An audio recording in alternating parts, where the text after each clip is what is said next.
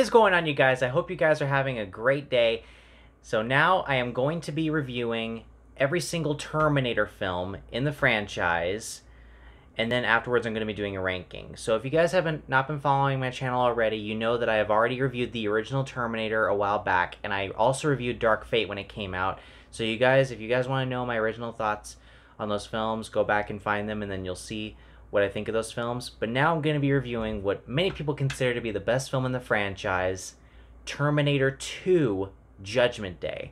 Now, this film came out in 1991. It was again directed by James Cameron, and it picks up about, they say 10 years, but it's really 13 years after the events of the original Terminator, where John Connor is now being targeted by another Terminator, a liquid metal T-1000, played by Robert Patrick, and there's another Terminator that's been sent back in time to protect him, also played by Arnold Schwarzenegger, that's been sent back to protect him. So this film has been praised by the masses, by action fans, by sci-fi fans.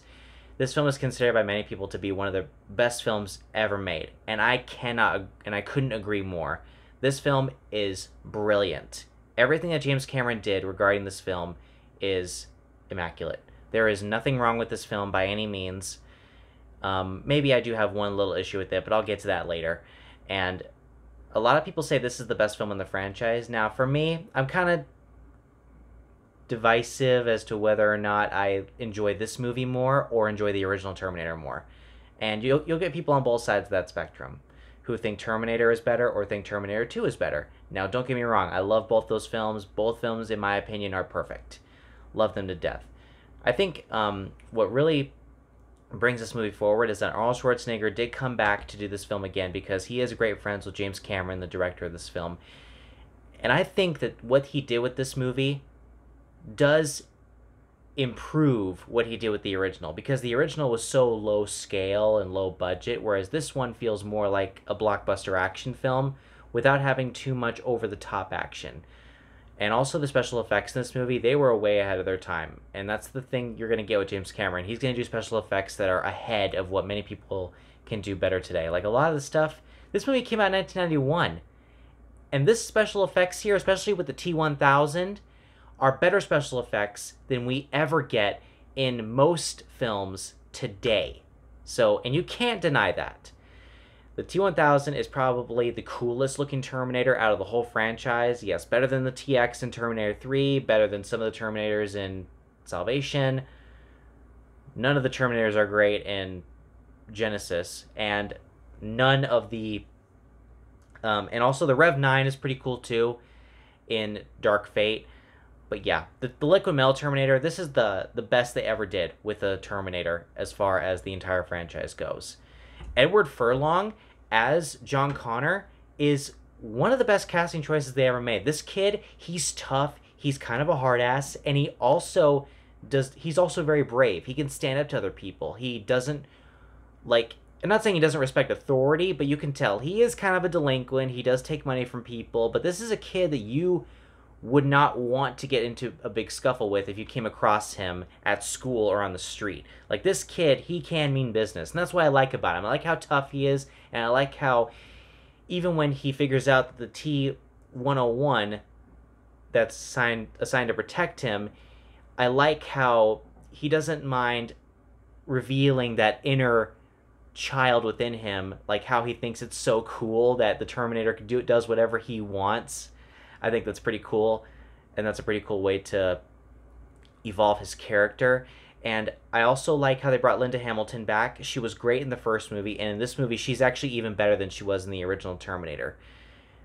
She is so badass and so willing to do whatever she can to get out of this mental hospital that she's in that I would not want to get on this woman's bad side. This woman is bad fucking ass. I love her to death. And if you guys know in Dark Fate, if you've seen it, you know, you cannot, even if, for people out there who don't like Dark Fate, you cannot deny the fact that Sarah Connor was just as badass, if not even more badass, in that movie than she was here.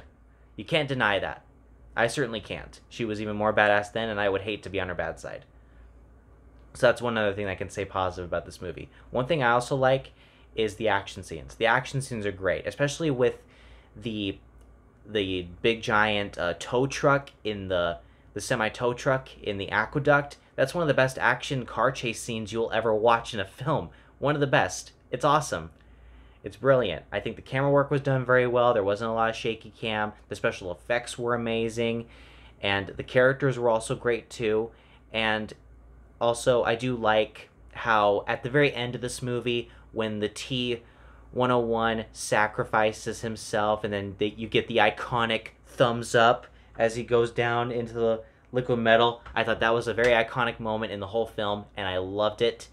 And would you believe it or not, I saw this film long before I saw the first one. I grew up with this movie. I watched it on repeat all the time. It's one of my favorite movies of all time. Is it in my top 10? It's probably my top 11, maybe top 12, but it's still up there. This movie is fantastic. I would highly recommend you see it. If I were to point out only one flaw I have with this movie, and it's a very minor one, so don't judge me for it, I will say that when the characters, like when Sarah Connor, John Connor, and the T-101 go out into the desert and they go look for more weapons and they look for a new vehicle for when they go to Cyberdyne later on in the film, I will admit that that scene kind of slows down the movie for me, and some people don't mind it, but for me, it slows down to a point where I'm like, okay, this could have been trimmed just by a couple of minutes, but it's not unwatchable. I can easily watch that scene without complaining and get through it, no problem. But then again, you guys, it's a great movie overall. This is one of the best films in the franchise, and I don't think we'll ever get a film that will top this one or the first one. So if you guys have never seen this film, I highly recommend you check it out. And I'm going to give it the gold medal because I think this movie is pretty badass. So guys, look forward to more reviews very soon. I'm going to be reviewing I'm going to do some mini reviews of films that I have seen over the course of this year so far that I have not gotten a chance to review, that I'm sure you guys are wondering what my opinions are on them. And also I'm going to be reviewing the other Terminator films, Terminator 3 Rise of the Machines, Terminator Salvation, Terminator Genesis, and after that, I am going to be ranking every Terminator film from worst to best. So guys, thank you very much for watching, and I'll see you guys next time.